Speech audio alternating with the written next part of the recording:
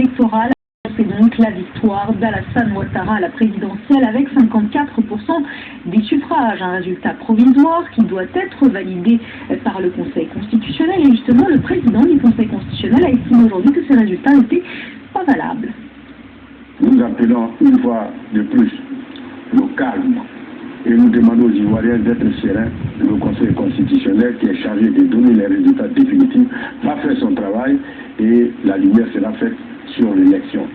On ne peut pas éternellement rester dans les blocages et la CENI a été incapable de donner les résultats provisoires. C'est ça que nous en appelons à la sérénité de tous pour que le Conseil fasse son travail dans le calme et la tranquillité. Écoutez à présent Alassane Ouattara, le probable vainqueur de l'élection présidentielle en Côte d'Ivoire dont l'élection n'a pas été validée. Écoutez-le, ses premiers mots, c'était tout à l'heure.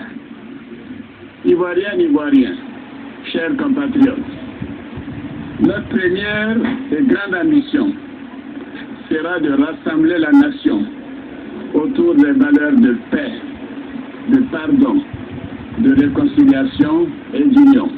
Je m'engage à nouveau à former un gouvernement d'union, rassemblant toutes les compétences issues des différentes forces politiques et de la société civile de notre pays. Alors on retrouve tout de suite Willy Brachet, notre envoyé spécial à Abidjan. Willy, c'est pas clair ce soir, ça c'est le moins qu'on puisse dire.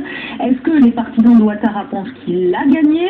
Est-ce que les partisans de Gbagbo pensent que rien n'est joué encore? Qu'est-ce qu'ils disent ce soir à Abidjan? Vous l'avez dit vous-même, Léa, en début de journal, c'est la confusion qui règne ici en Côte d'Ivoire, puisque, vous le savez, dans l'après-midi,